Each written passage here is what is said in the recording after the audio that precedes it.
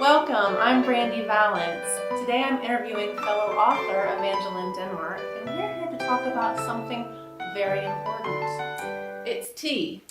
Was it tea? It was tea. I thought it was something else. No. First we have to talk about the tea. All right, let's talk about the tea. That's a big deal. Okay. Last time Brandy came to my house, she called in advance and asked if I had tea. And Brandy has to have the right kind of tea. Is this an unreasonable request to call a house beforehand? Okay. Okay. Well, so then she asked if I had half and half. And then she asked if I had honey, and she was prepared to bring her own if I did not have what was necessary. A lady must always be prepared for tea. But so I knew she was coming today, and I was worried because the last time she was here, she and her gigantic manor hound drank all of my Yorkshire Gold tea. That's true, actually. My Great Dane adores tea. And so I did not have any Yorkshire Gold, and I knew it had to be the proper British tea. Exactly. So I ran to the store and found every British thing that I could. Lord Bergamot. Impressive. Very And nice. English breakfast tea. All I right. don't know if that's the right thing or not.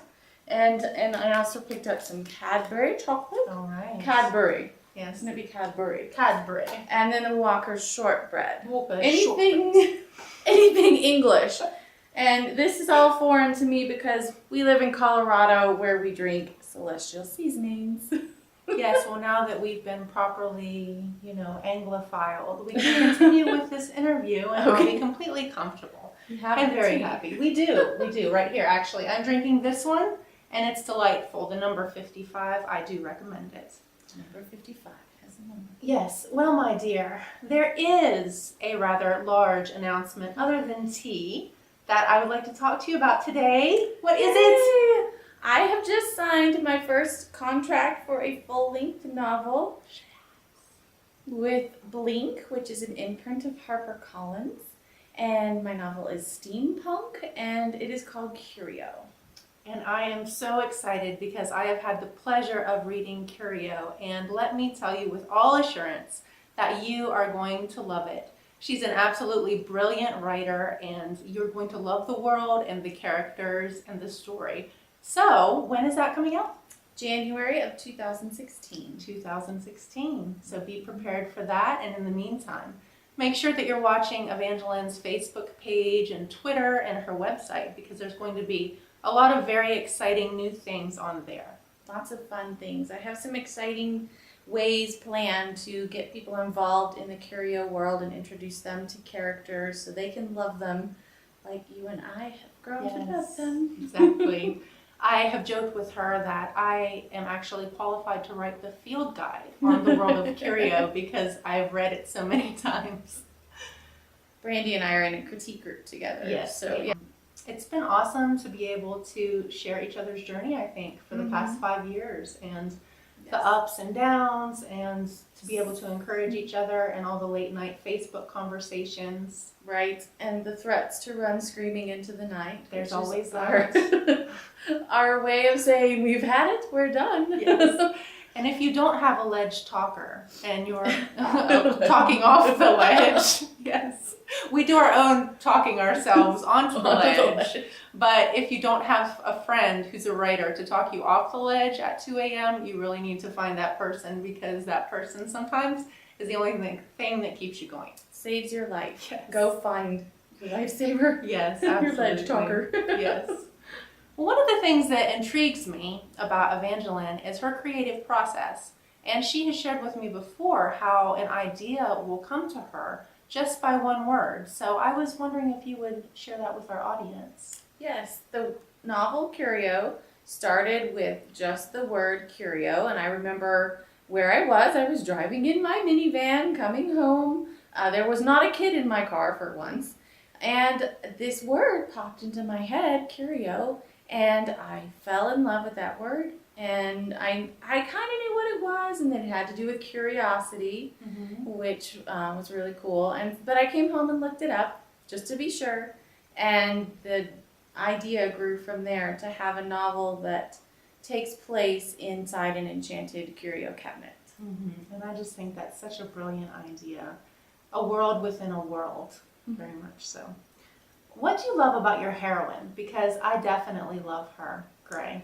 I love Gray's, well, for one thing, I love her stature. She is not a teeny tiny heroine. She is tall, and her grandfather tells her she's built for war, which she doesn't like that quite so much. And she is uncomfortable in her own skin in the beginning of the novel, and she has a kind of a hard journey to go through, and part of that is just accepting who she is and her role in their society. Mm-hmm.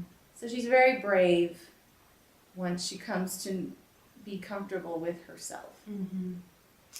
And there's a certain gentleman in your story that I am rather fond of. His name is Blaze. Why don't you tell us a little bit about him? I'm rather fond of Blaze as Who well. wouldn't be? Yes. You are all going to be so fond of Blaze, let me tell you. Blaze is the hero.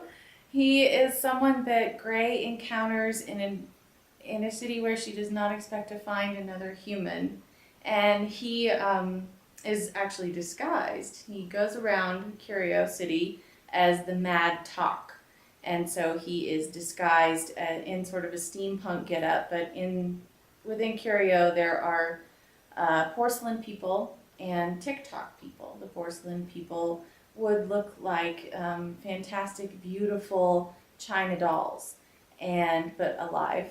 And then the TikTok people are metal. They have metal skin. They run on clockwork, but they're very much alive too. Blaze, being the only human in Curio City, has had to be undercover, and so he has a costume. He has a steam pack, and he flies around doing rather secret work and rescuing people. But of course, as any hero you run into, he has a bit of a dark secret that he needs Gray's help with. There must always be the dark secret. Ironic hero. Is there any other hero? There is not, in my opinion. Not worth our salt.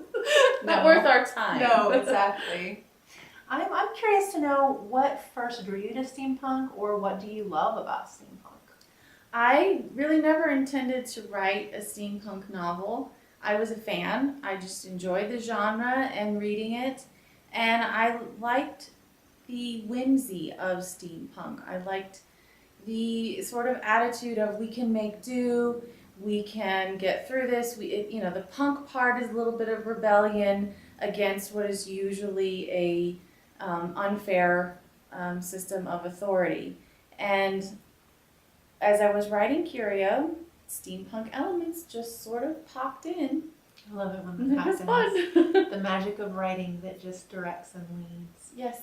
Mm-hmm. Perhaps you should define steampunk for someone who might not know. It's hard to define, but it generally relates to technology as powered by steam that you might reimagine in the Victorian time period. So technological advances powered by steam that they didn't have. It's an alternate history. Mm-hmm. That was a terrible definition. No, I loved it. It hit the nail right on the head, exactly.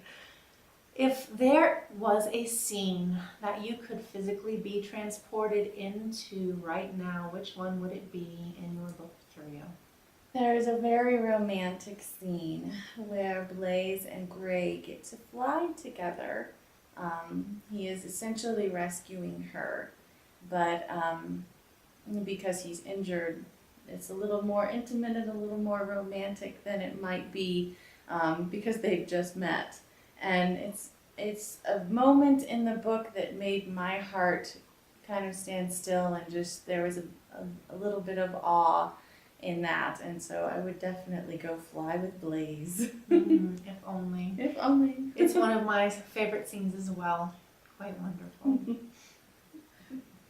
Today, I actually had the pleasure of taking pictures for Evangeline as she signed her contract, and I'm going to put some of them up as well. Yay! So that concludes our interview, although we could go on and on forever. And As we have. Yes, thanks so much for watching. Bye!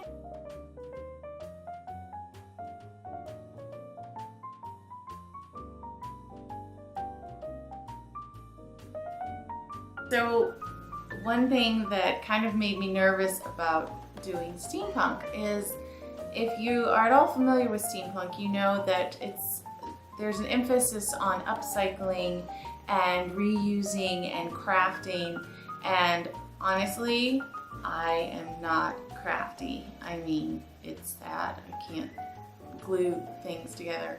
So I was a little worried that people were gonna call me a big, huge faker because I don't know how to do this stuff. Well, my husband totally came to my rescue. He is an engineer. I married the perfect guy. He's an engineer, but he has an artist's soul, and he helps me with my books. He gives me opinions, and now he helps me with my steampunk costumes. So in a week, I'm going to the Pikes Peak Writers Conference, and they're going to have a steampunk dinner in honor of Gail Carriger. And if you don't know Gail Carriger's work, I especially urge you to check out her YA series, The Finishing School, I believe it's called. It's so fun. Wonderful, fun steampunk. But anyway, they're doing a costume party, and I needed a costume, of course. And so my husband has been making me awesome things. So one of the things that he made is, this is a steampunk bird in a bird cage, and he made this out of, well, feathers and computer parts and just whatever else he could find, because he's just artistic like that and awesome. And then here is the hat that he made me, and this is very heavy, but as you can see, it has a working clock. How awesome is that? And of course it has your goggles. Goggles are a big part of steampunk because there's a lot of airship travel in our imaginations when we're doing steampunk. So here's my hat, and it is very heavy, so I have to balance it on my head and then be very careful walking around. But it's awesome. And then last but not least, this has to do with my story. There are alchemists in the story, and so this is my potion belt. My costume is an alchemist. And as you can see, it's sort of fierce, and it has all kinds of little bottles. These will all be filled. We have a couple of them filled with various potions that I could toss at people dramatically and they would turn into a newt or something. Or turn into a frog, I don't know. So those are bits and pieces of my costume, and I'm sure that you'll get to see the whole thing once it's put together. We'll take a picture. Thanks.